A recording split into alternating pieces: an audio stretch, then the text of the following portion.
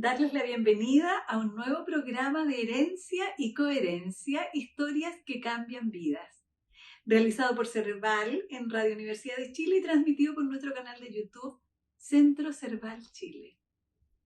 Hoy día nuestra invitada es Loreto Martínez Labarca. Ella es artista, diseñadora escénica, gestora cultural y docente. Licenciada en Arte, con mención en Diseño Teatral, magíster en Diseño de Teatro, Cine, Ópera y Audiovisuales, y además diplomada en Sociología del Cuerpo y las Emociones. Además, es cofundadora del colectivo Mal Vestidas, que organiza los encuentros de Moda Desobediente. Loreto, muchas gracias por aceptar esta invitación. Muchas gracias a ti, Susana. Yo feliz y honrada de poder conversar contigo y también contarles a las audiencias de qué se trata mi profesión, que es tan hermosa y tan desconocida también. ¿De qué se trata tu profesión? Loreto, ¿de qué se trata tu profesión? Es muy divertido porque muchas veces cuando voy en un Uber o en un taxi me dicen, ¿y tú a qué te dedicas? Porque siempre voy a teatros. Perfecto. Diseño teatral. ¡Qué lindo! Me dicen. ¿Y qué es eso? Siempre es como la típica reacción. Yo estudié diseño teatral en la Universidad de Chile. Actualmente a la carrera le llamamos diseño escénico, porque no es solo teatro, sino también todas las artes escénicas que comprenden desde circo, danza, ballet, ópera, teatro también. Perfecto. Y tiene una mirada más ampliada hacia la performance, audiovisual. He trabajado en cine, también publicidad. Entonces es como bien amplia. Muy amplia. Tiene una formación práctica de creación, más técnica, pero también teórica, como licenciatura en artes, de historia del diseño, historia del teatro, teatro chileno, etc. Y comprende desde maquillaje, vestuario, iluminación, espacialidad, utilerías, muñecos, máscaras. ¡Qué maravilla! Sí, ¡Bravo! Una formación bien ambiciosa. Genial. ¿Y cómo fue que llegaste a eso? ¿Cómo fue desde allá, desde tu biografía? Desde mi biografía. ¿Cómo fue que te fuiste interesando por el arte, por los contextos, por generar espacios? ¿Cómo pasó eso? Perdón, ¿qué número de hija eres? Soy la segunda por parte de mamá. ¿Ya? Y la cuarta por parte de papá. Genial. La más pequeña. La más pequeña. Sí, pero nunca me he sentido la más pequeña. La más pequeña, la más grande. Sí. Yo creo que la presencia como del arte y la cultura siempre ha estado presente en mi familia. ¿Por ambas líneas, materna y paterna? Por ambas líneas lo creativo. ¿Ya? Y por línea materna más directamente como el arte, la pintura. De manera muy innata siempre estuve como rodeada de materiales, tuve a la mano muchas como posibilidades también de desarrollar eso. Genial. Te cuento un poco como por favor, mi biografía por así favor, familiar. Sí. Como línea paterna, la familia de mi papá es muy como de un origen muy humilde, ¿Ya? Pero muy ligada a la confección de vestuario, indumentaria. Genial. Mi abuelo paterno era sastre y mi abuela materna modista, ¿ya? Y todos sus hijos, que son 6, ¿Ya? Desde muy chicos ayudaban también a la confección cuando había que hacer entregas. Entonces mi papá siempre me hizo todos los vestuarios, los disfraces para el jardín, para el colegio. Sí. Siempre supo coser, cocinaba. Desde ahí como que los roles de género también eran muy distintos en mi familia, no como los convencionales. Y por lado materno, bueno, es una familia más ligada como al mundo de la educación. Tengo mis tías profesoras, mi mamá también. Mi abuela era profesora normalista. Genial. Directora de la escuela, la primera escuela de niñas de Paine. Perfecto. Y mi abuelo era marino, mercante. ¿Ya? Pero él pintaba, él era así como tocaba piano, muy ligado al arte. Entonces, son familias de formación o de clase social sencilla, pero con ese valor de la cultura, del arte como espacios importantes, de pensamiento, de creación. Y de límites como amplios. Sí. Sí, una familia también bien como que hablábamos de política, que se validaban también los pensamientos diversos. Perfecto. Yo eso lo reconozco y lo valoro también. Ajá. Entonces, desde muy chica, como mi mamá trabajaba hasta tarde en el colegio, hasta las 7 de la tarde, me metí en todos los talleres para estar como acompañada y cuidada. Hice básquetbol, danza, gimnasia rítmica, hace más en ese tiempo, y teatro. Y teatro. Teatro, yo recuerdo con como mucho cariño a mi primer profesor de teatro, que yo tenía unos 5 años. Chiquitita. Se llamaba Bruno. Recuerdo que era alto, yo no sé si era tan alto, pero para mí era altísimo. Tenía como una cola que en ese tiempo también llamaba mucho la atención, pelo largo. Y desde ahí siempre estuve en talleres de teatro, hice personajes, actuaba, fui Edipo, fui árbol número 5. ¡Ay, genial! Pero siempre mi percepción del teatro era desde esa primera capa, como que el teatro es la actuación.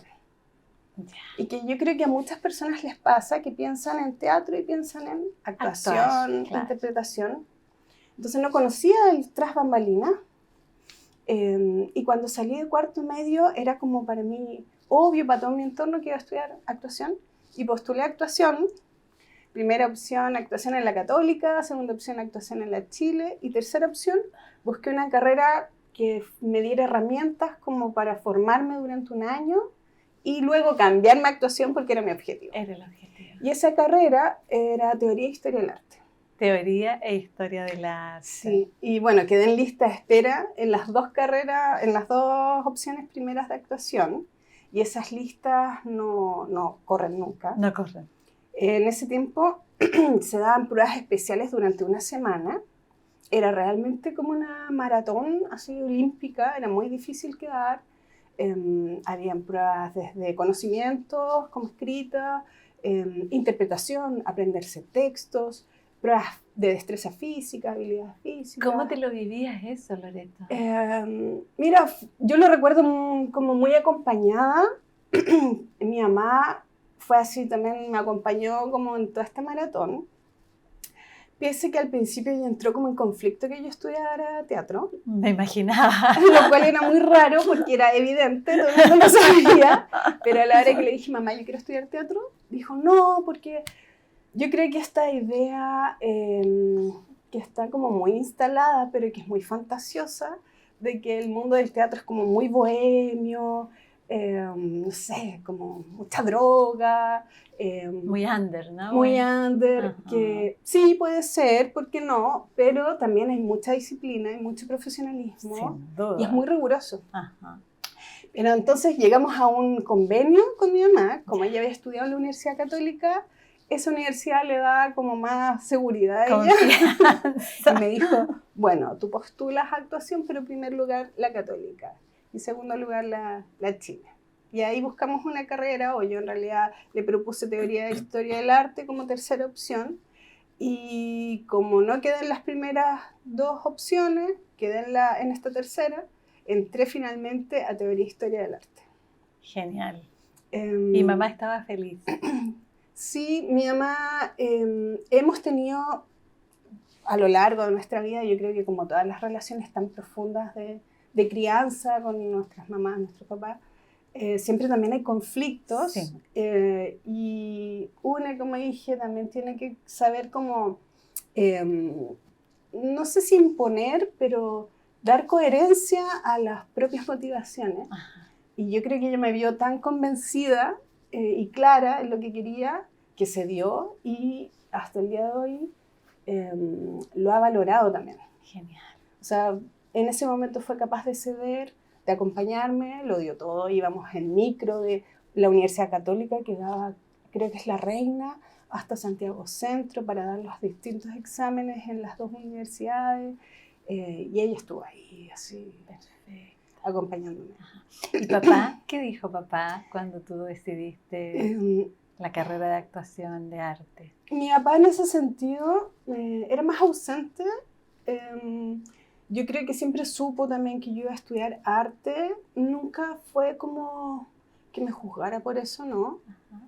Pero yo estudié este primer año de teoría e historia del arte como para tener una formación más general, pero me fue encantando.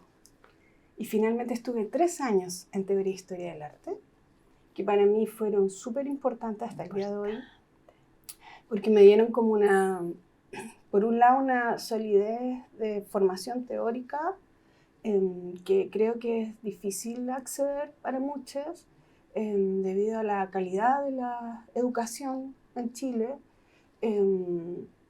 Estoy pensando en esta formación más académica, ¿no? Ajá.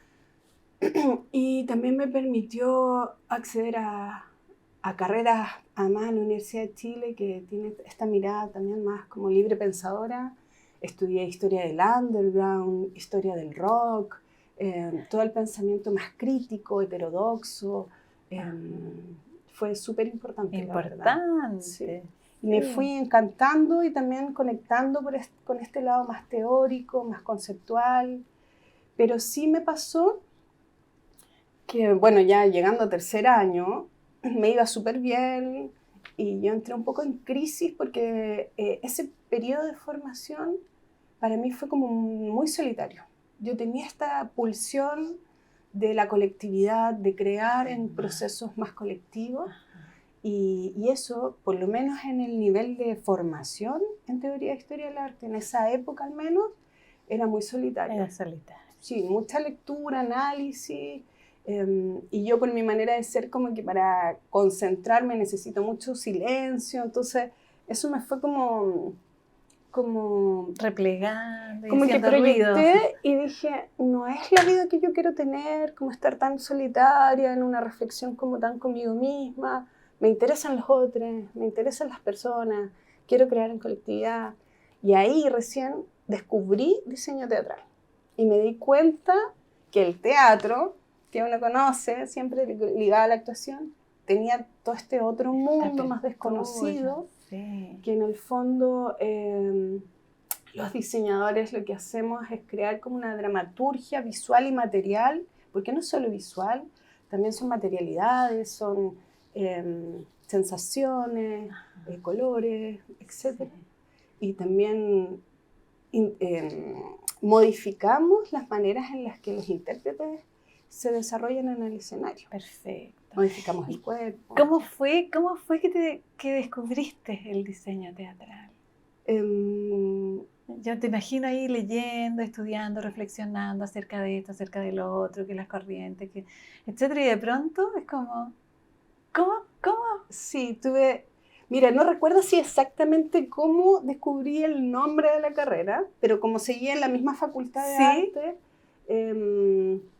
supe de esta carrera y tuve un impulso así como muy intuitivo de que ese era mi lugar. Yeah. Y fue tan así que me cambié de carrera sin decirle a nadie, porque ya llevaba 3 años. Los profesores me decían, ¿cómo te vas a cambiar ahora? Termina la carrera. Y yo sentía como... No puedo. No puedo esperar. Es como una certeza, sí, ¿no? Sí, una certeza muy profunda. Sí. Y bueno, ahí fue todo otro conflicto, porque yo di todas las pruebas especiales, en ese tiempo se daban pruebas especiales también para entrar a diseño teatral, en silencio, hasta que quedé.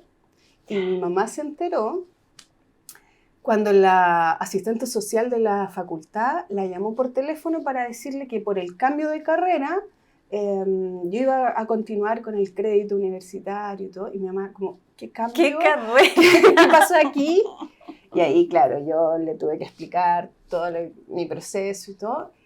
Y yo creo que esto es como lo que más les puedo agradecer a mi papá y a mi mamá, que pese a que fue un conflicto y tuvimos discusiones y todo, mi mamá ahí me confesó y me dijo, mira, si yo hubiera podido elegir una carrera más libremente, yo hubiera elegido diseño teatral. Y había algo como en ella misma que en el fondo a través de mí también se logró materializar. Sí. Y mi papá ahí me contó que su bisabuela, por parte materna. Okay. Trabajaba La en abuela. una compañía de teatro de zarzuela Oh, y viajaban en carromatos por sí, todo el norte en las qué Salistreras, potente. junto a su bisabuelo también, Sí, que, sí. que venían de sur de España, y tenían esta compañía de zarzuelas que viajaban por las Salitreras, por Bolivia, por Perú, haciendo teatro, y ella era la encargada, además de cantar e interpretar, del vestuario. Genial, Y qué viajaban potente. con unos baúles enormes en donde guardaban los vestuarios de las compañías de teatro, y yo conocí esos baúles, me acuerdo de esos baúles. Entonces, para mí, ya adulta, o sea, cuando me cambio de carrera, como que también va cobrando como mucho sentido toda esta conexión de manera... Como que va tomando cuerpo, ¿no? Sí, y como Sí. transgeneracional, muy loco también, y sí. muy profundo. Desde ahí yo siento como una conexión muy profunda con lo que hago. Hermosa. Sí, sí. Así que también, de cierta manera, mi papá también estaba como muy chocho y la familia también de mi papá, como que hay cierto como orgullo de que sigo como esa tradición familiar, ¿no es cierto? Aunque son épocas muy distintas. Pero es como la materialidad, el arte, todo lo que tiene que ver con generar contexto, imagínate, muy hermoso. Sí. Y los hermanos, estaba pensando a propósito de los colectivos, los hermanos y tú eras la más pequeña, ¿cómo participaban de estos movimientos familiares? Mi hermano mayor, con el que vivíamos en la misma casa, mi hermano Boris, o sea, toda mi infancia yo no recuerdo un momento de mi infancia sin mi hermano. O sea, él me influyó absolutamente. Teníamos además, yo creo que gran parte de mi imaginario un poco es la herencia también de él y de esos juegos que teníamos, nos disfrazábamos. Él era como el director, el que creaba los juegos, y yo era la que lo seguía así, kamikaze. Entonces hacíamos programas, invitábamos, cobrábamos entrada a todo el barrio y hacíamos show, y él narraba noticias y yo hacía show de baile entre medio, y poníamos nuestras sillitas así como en el juego de té, nuestra sillita, y cobrábamos entrada a los vecinos, o dulce, no sé, algo. Y entonces siempre estuvo como nuestro juego ligado a eso también. Nos divertíamos muchísimo jugando con papel, con estas como típicas muñecas de papel, creándoles no solo vestuarios, sino accesorios enteros. Recuerdo con mucho cariño que una vez me regaló un juego completo hecho por él, de papel con tijera, una cartera, un labial, chaucherita, un cosmético, me había hecho todo eso en papel. Genial, imagínate. Sí. Y nuestros veranos siempre eran como al lado de una caja enorme de materiales, de lápices, dibujando. Porque mi mamá, pese a que estudió pedagogía en artes plásticas y en castellano, ella nunca le gustó hacer clases y se dedicaba a diseñar y realizar el material didáctico del colegio, ¿ya? Que es el Colegio Santa Cruz, donde estudié yo, estudiaron todas como mis primas también por el lado materno. ¿Eso en Santiago? En Santiago, sí. Y además ella había pertenecido a la congregación de monjas, son monjas pedagogas que se llaman Santa Cruz, porque mi mamá fue monja desde los 14 hasta los 34 años. Y un buen tramo. Un buen tramo en su vida, 20 años. Y cuando tuvo que decidir su pedagogía como monja pedagoga, ella luchó porque sea artes plásticas, porque querían que fuera inglés. Y ella, después de mucho tiempo, ella me cuenta como yo hubiera estudiado diseño teatral. O sea, me encantaba me contaba que hacía con sus estudiantes cuando hacía clases. Hacía las típicas obras del colegio. Las obras y las presentaciones. Ella diseñaba y hacía unos paraguas que se abrían y eran los hongos de, no sé, hacía todo el diseño como escenográfico, los vestuarios, eso lo disfrutaba mucho. Entonces no había tenido esa como libertad ella plena para elegir. Para poder elegir. Sí. Potente, ¿eh? Imagínate que ella ya era diseñadora de las presentaciones Sí. de sus estudiantes. Sí. Muy lindo. Sí. Entonces finalmente esta como cambio radical y drástico, que a mí me costó mucho como decirles, imagínate que di todas las pruebas especiales así como En secreto, silencio. por si no quedaba además, como De para más, qué iban a sí. tener el conflicto antes. Me da como temerosa de la reacción que iban a tener, Sí, pero muy finalmente les hizo como un sentido muy profundo a los dos, de sin más. yo saber qué iba a suceder. Buenísimo. Y Loreto, ¿cuál es la historia de amor de tus padres? Es como eso es como para una novela. Me imagino. Y es muy situada, muy en conexión con la historia también política de Chile. Ajá. Bueno, mi mamá era monja, Sí. pero de una como vocación social muy profunda, cristiana, como Sí. ese tipo de cristianismo, que es una línea además que en los años 70 estaba muy fuerte, que va de la mano con los curas obreros, con trabajar de lleno en las poblaciones. Ajá. Entonces mi mamá durante la UP trabajó alfabetizando obreros en fábricas, junto con el arzobispado, con proyectos que habían desde ahí. Y mi papá, comunista, ateo, era líder sindical en la fábrica donde mi mamá trabajaba alfabetizando obreros. Y se conocieron y bueno, yo creo que en principio, sobre todo para mi mamá, era como el compromiso y como colectivo. La mirada estaba puesta en otro lado. Sí, como... de lo que significaba la UP, Ajá. la Unidad Popular, ese gobierno. Y luego vino el golpe, que fue muy duro para mi familia y para ellos. Lo vivieron en carne propia. Para el 73 estaban defendiendo a ambos la fábrica, estaban en la azotea. Y mi mamá me cuenta que eran muy ingenuos. En ese momento para ella, me decía, era impensable que un militar chileno te fuera a atacar. Era como impensable, no estaba dentro del imaginario. No estaba en el imaginario. Entonces me decía, éramos muy ingenuos y estábamos arriba de la azotea y pasaban los helicópteros apuntando y nosotros así como que saludábamos, como muy, como viéndolo con todo lo que pasó, muy como impensado, toda la violencia que vino después. Y bueno, esa fábrica fue allanada, mi mamá estuvo tirada así, boca al suelo, con un fusil en la nuca. Me contaba que la mujer que estaba al lado de ella, su compañera obrera, temblaba también el suelo. Que era también compañera de mamá que alfabetizaba. ¿O? Sí, era toda la comunidad, sí, con las personas con las que trabajaba. Bueno, lo primero que hicieron fue separar entre hombres y mujeres, y a las mujeres las pusieron en el suelo y a los hombres se los llevaron sin saber dónde. Claro. Y luego de eso, después de estar muchas horas así, se tuvieron que ir a pie, porque me decía, cruzaban las balas. Esto era en Vicuña Maquena, había todo un cordón industrial textil por Vicuña Maquena. Sí. Y en una de esas fábricas estaban mis papás, mi mamá.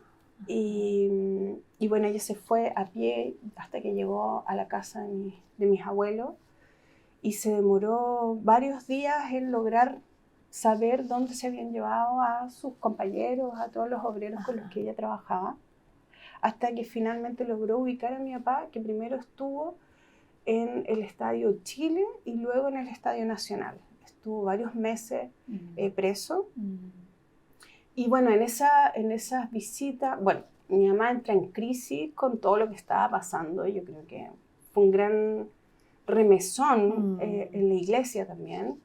Entonces interpela a su congregación y les dice, no podemos estar aquí encerrados, o sea, están matando gente, están desapareciendo personas, y la congregación en ese momento le dice, bueno, tú tienes que decidir, o estás en política o estás con Dios. Y ella dijo, yo estoy con la gente. Y elevó una carta al Papa, que después de varios meses, porque es así, cuando tú te sales de la iglesia, tiene que ser el Papa el que te da, tiene un nombre, que yo no me acuerdo nunca, tiene un nombre que te da en el fondo la posibilidad de salirse. Y en todo ese proceso mi mamá siguió visitando a sus compañeros y yo creo que ahí surge como el amor. Muy atravesado por toda esta experiencia tan profunda, tan violenta, y también de tanto compromiso como humano. Sí. Sí. Y en esas visitas, mi mamá se entera que mi papá no era soltero, ya.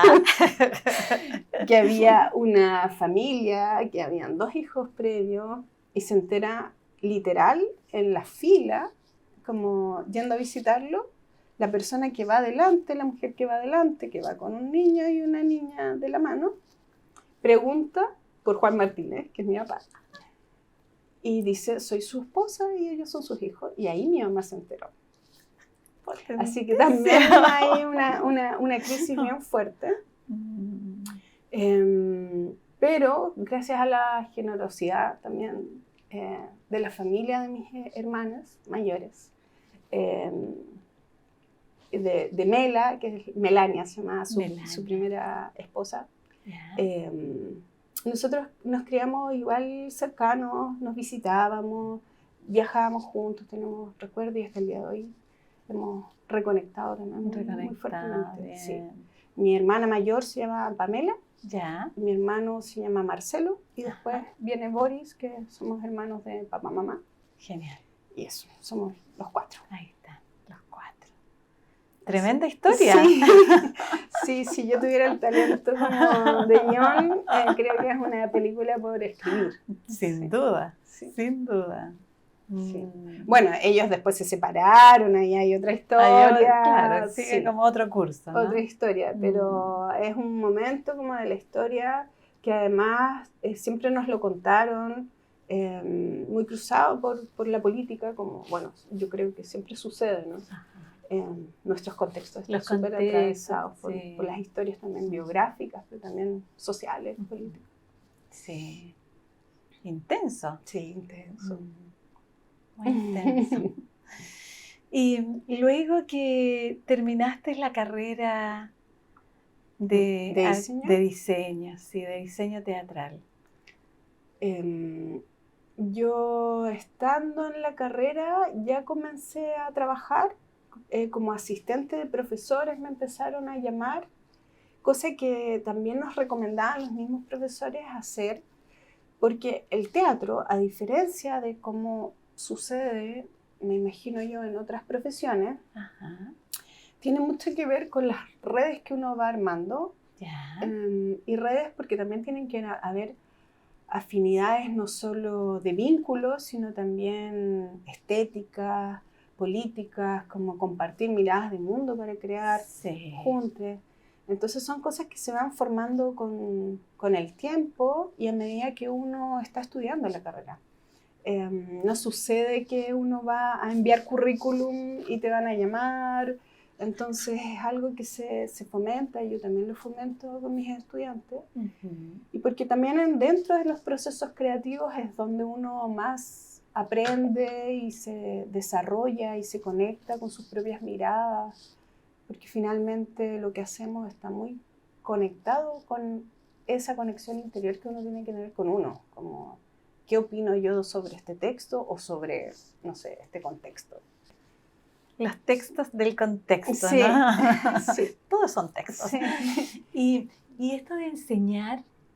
¿Hacer clases? Sí. Me encanta. Sí. Me encanta hacer clases. Estaba pensando en tu madre. Sí, también, claro, vengo por mi linaje materno, son todas pedagogas, mis tías. Sí.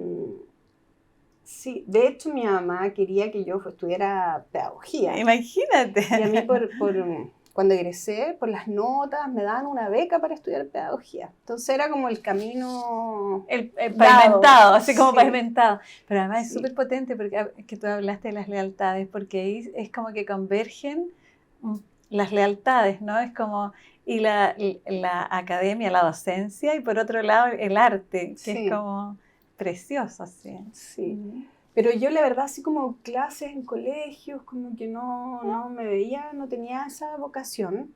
Y bueno, fue así como Pero es más de impulso enseñar, artístico. claro. Sí. Pero sí, como me haces ver, he vuelto a esto de acompañamiento en la formación de otras personas, pero ya como a nivel universitario. Fundamentalmente he hecho clases de diseño escénico. Precioso. En la Universidad de Chile, que hasta hace muy poco era la única escuela de diseño escénico a nivel nacional. Así que ahí hice clase, además un ramo que me encantaba, que lo hicimos junto a un compañero también de escuela, que estudiamos juntos, y colega, que es Pablo de la Fuente.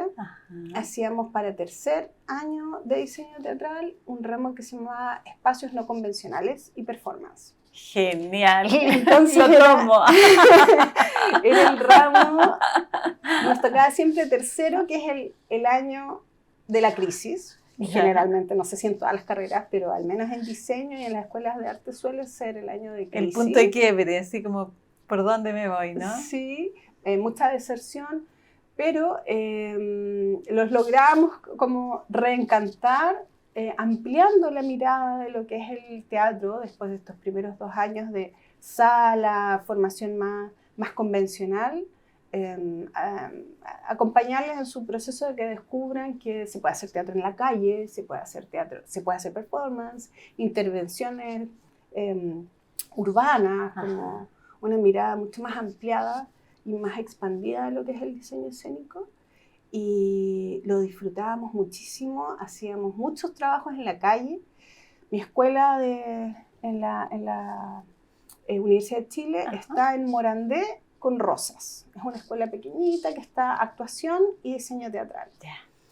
Entonces estábamos muy cerca de la Plaza de Armas, del pleno centro, y hacíamos mucho trabajo de observación de personajes para que crearan vestuarios, qué sé yo, intervenciones en la calle. Es un barrio como muy rico, con muchos materiales, diverso, colores, ¿no? diversos. Sí. Y hacíamos harto trabajo como de observación, de salir a la calle, de conectarse con el contexto que uno vive, que me parece súper importante, y que la universidad debería ser al menos la instancia para diversificar las miradas del mundo. Ojalá que hayan cruces de clases sociales, de regiones también. Tratábamos ahí de impulsar que sucediera eso. Y actualmente hago también diseño escénico y otro ramo que es teórico que se llama Poéticas Escénicas a segundo año en la Universidad de Valparaíso, en la Escuela de Teatro. Pero ahí la formación no es de diseño escénico, o sea, la formación como general. Sí. Son intérpretes y se pueden especializar en producción, en dramaturgia, dirección. ¿Ya? Entonces, yo me siento muy encargada de que su experiencia con el diseño escénico es a través del ramo que tenemos. Así que también estamos ahí haciendo como ese tipo así como de ejercicios, lindo. de procesos. Sí. Loreto, ¿y la imagen? ¿Qué significa para ti la imagen? La imagen. Mira, yo creo que mi conexión con el diseño es como, va mucho más allá de la imagen. Sí.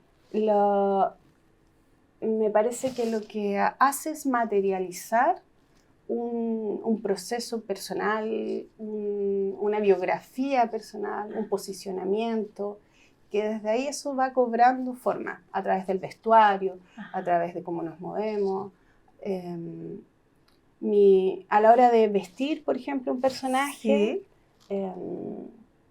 tengo como una necesidad como de captar cómo primero el director percibe ese personaje, ese rol, el dramaturgo, el dramaturga, pero también como la intérprete lo visualiza, y para mí es como una co-creación, ¿no? Un proceso de co-creación, que no es solo un resultado visual, sino material, en toda la tridimensionalidad que implica la materialidad. Perfecto.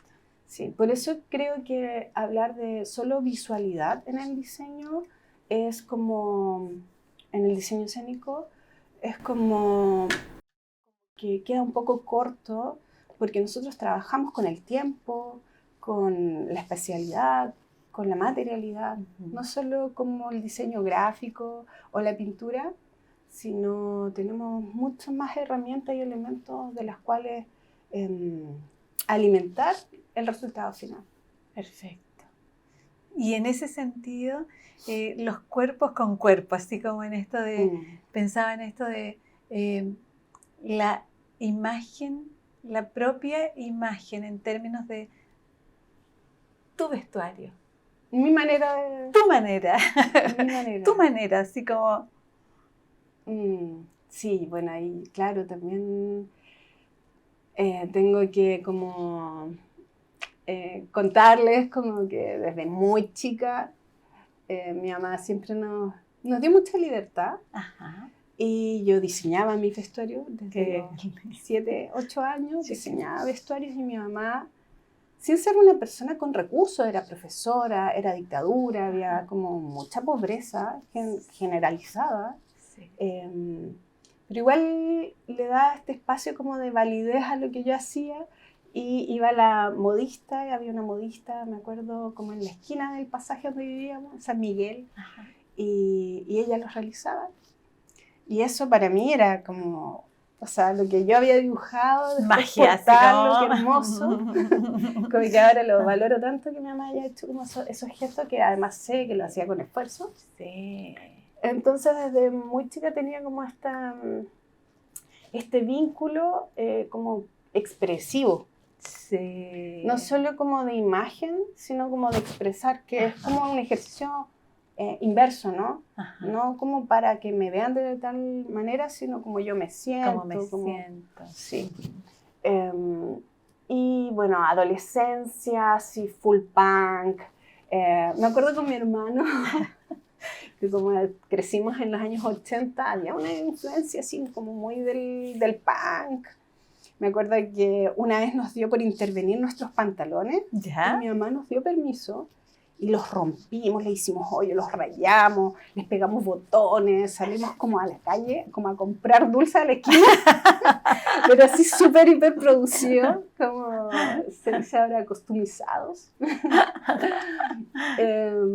Y claro, esa libertad y esa posibilidad de juego, y de verlo también como un espacio lúdico y creativo, yo creo que evidentemente determina también que me dedique a esto. Sin duda, sin duda. Y sí, pues yo fui muy, muy punky, me rapé, tuve el pelo de todos los colores, no sé, siempre como hacía algo importante y como libre. Y sí, yo creo que ahora me he ido como, no sé si moderando más, pero sí me pasa una cosa ecológica, que por ejemplo me encantan los pelos de colores, pero me da como cargo de conciencia consumir productos que igual son tóxicos y finalmente igual generan basura, como para algo, no sé, que en el fondo no es de tan primera necesidad. De primera necesidad. Así que desde ahí como que he mantenido mi pelo ya natural.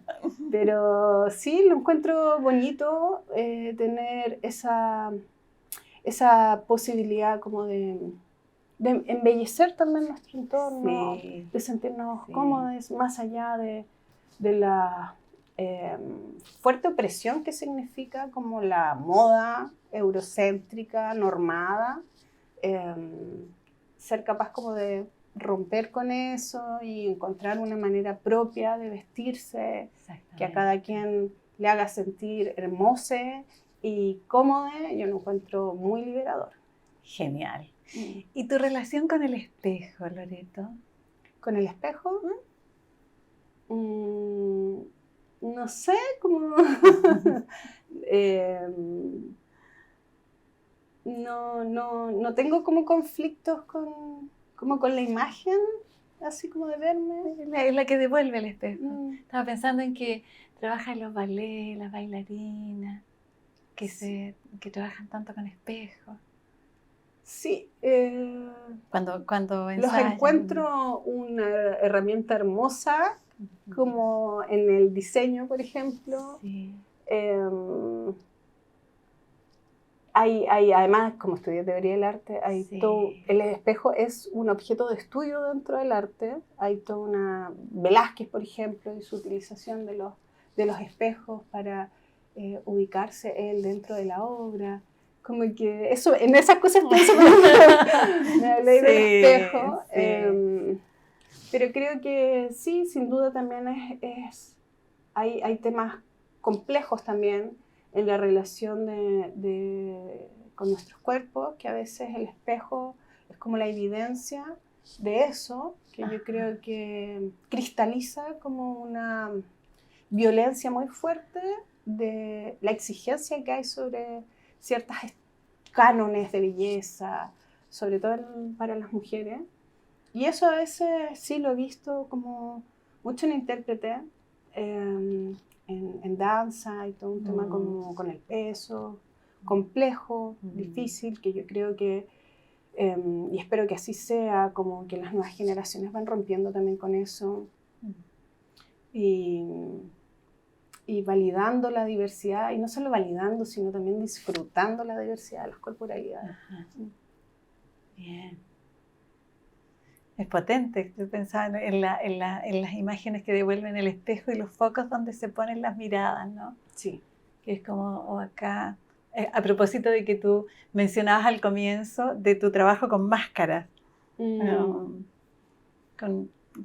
Sí, he trabajado también harto con la capucha.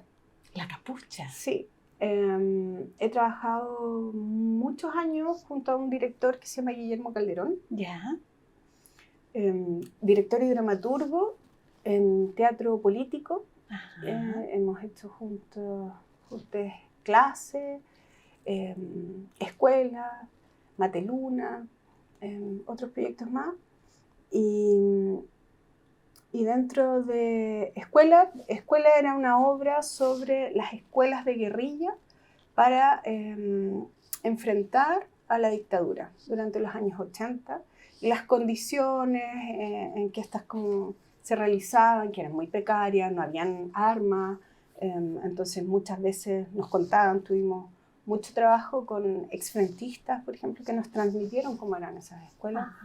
Nos decían que a veces les enseñaban a disparar con pistolas de madera, de juguete, porque no habían armas. Y bueno, ahí apareció la capucha como elemento. Y justo en esa época, más o menos, fue la ley, se empezó a hablar como de estas leyes que condenaban el uso de capucha en las manifestaciones sociales. Entonces me apareció como todo el tema del rostro. El rostro. El rostro y Sí. el derecho de ocultar el rostro en ciertos contextos, por ejemplo. Y yo, paralelo a ese proyecto, Escuela, estaba haciendo un diplomado en la Universidad de Chile de Sociología del Cuerpo y las Emociones, Ya. que lideraba María Emilia Tillú, una socióloga muy reconocida sobre la sociología del cuerpo, que además es la mamá de Anita Tijoux. Okay. Y con ella hice este trabajo más teórico y me permitió también que parte de mi entrega final fuera el diseño de esta obra, a la cual invité a ver el día del estreno. Entonces fue muy bonito, fue como mi primer proceso en donde la investigación teórica va de la mano, como claramente acompañado de un proceso artístico. Y creo que todo lo que he seguido realizando ha sido como intentar hacer converger esos dos modos de estar y de crear en el mundo, que es como teoría y práctica, pero unidas. Y ahí, claro, aparece la capucha como elemento y es algo que después seguimos utilizando porque en este proyecto, Escuela, nosotros dentro de las personas que nos nutrieron y nos dieron como clases de cómo funcionaban las cosas en esa época, estuvo Jorge Mateluna, que es un exfrentista, que estuvo preso y que más o menos, creo que fueron 4 años después de estrenar Escuela, injustamente fue nuevamente detenido, involucrado en un caso, ¿ya? De un asalto a un banco, con pruebas falsas, sí, con pruebas falsas, y a partir de eso, nosotros como grupo nos vimos como muy interpelados, como, o sea, imagínate, has creado y estás viajando por el mundo con una obra, y una de las personas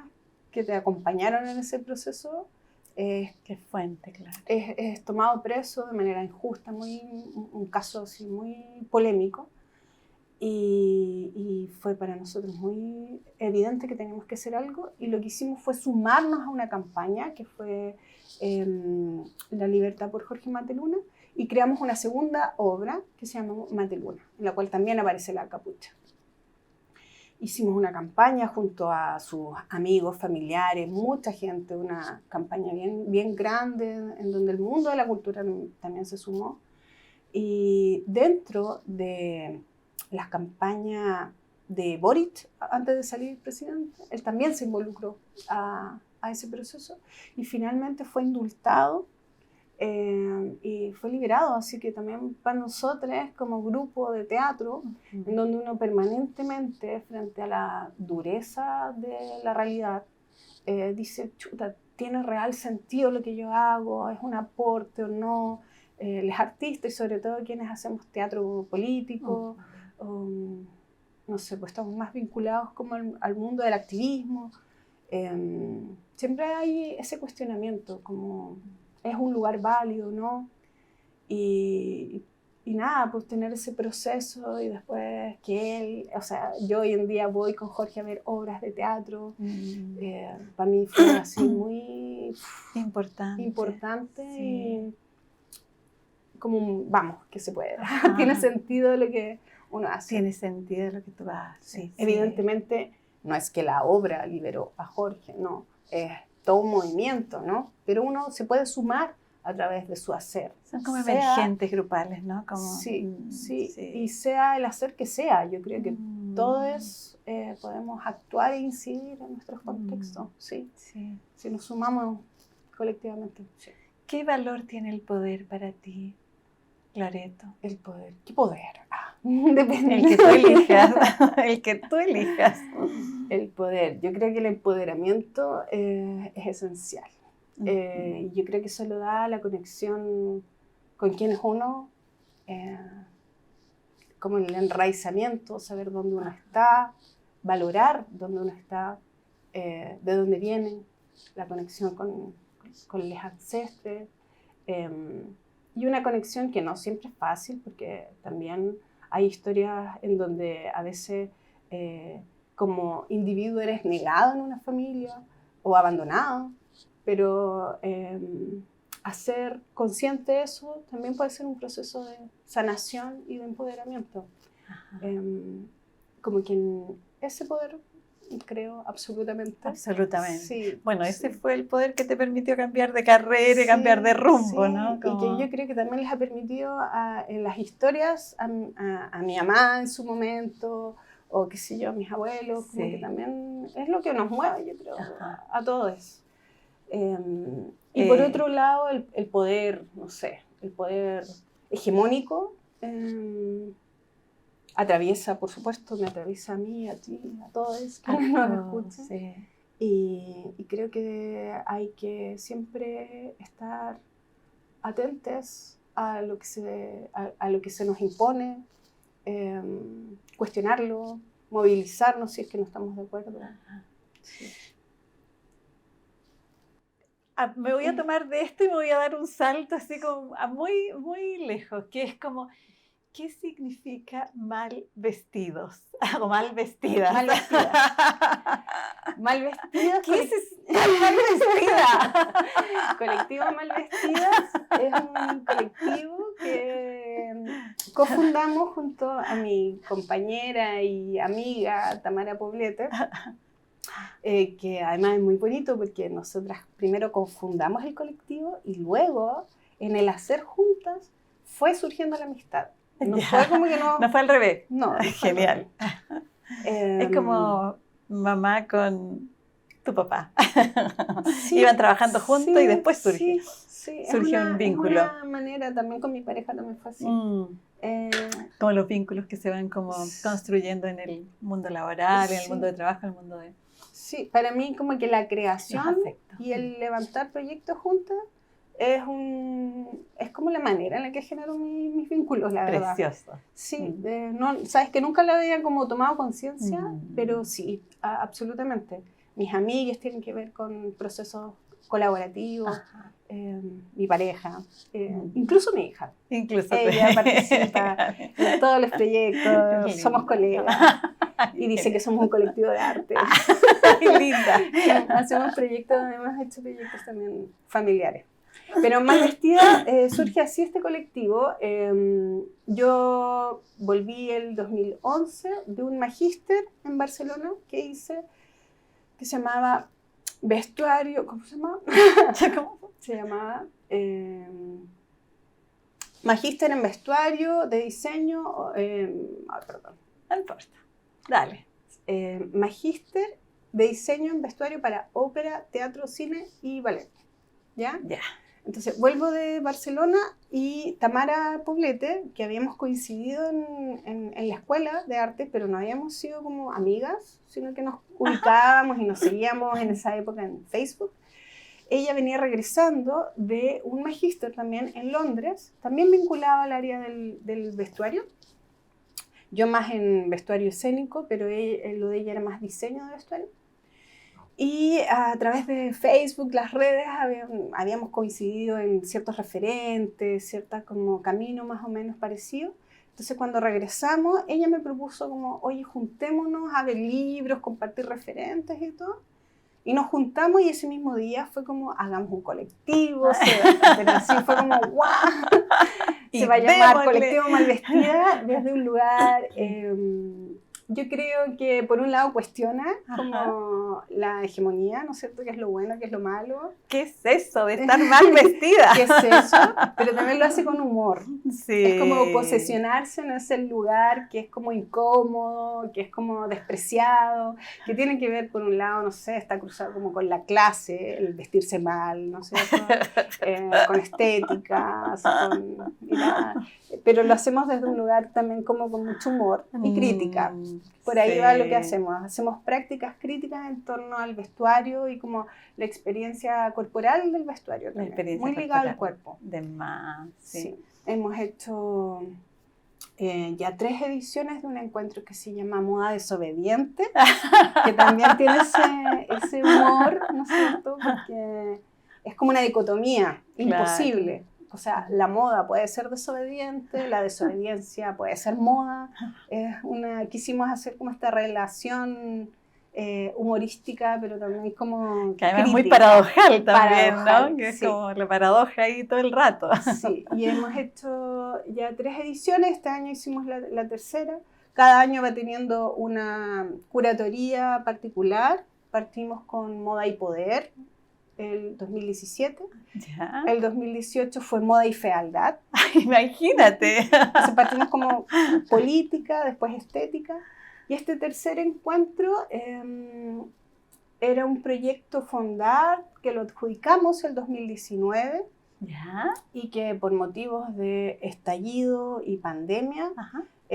Nunca lo quisimos hacer digital. Para nosotros tenía como que perdía que además profundidad. La tridimensionalidad que tú hablas, sí, ¿no? La materialidad era muy importante y sentíamos cierta responsabilidad por adjudicarnos fondos que son estatales, que son concursables. Ajá. Como que no queríamos solo cumplir, sino hacer realmente una experiencia significativa. Cada una de las cosas que las pensamos siempre como para las audiencias, para que sean significativas para cada quien. Y que tenga sentido. Sí, lo que hicimos fue ir pidiendo prórroga, hasta que finalmente lo materializamos este año. Y fue muy bonito porque nos permitió abrir un espacio de reflexión en torno a todo lo que había pasado y nos había atravesado. Ahí nos dimos cuenta en el encuentro muy profundamente a todos. Muy profundamente. Y la curatoría desde el 2019 era moda y rito.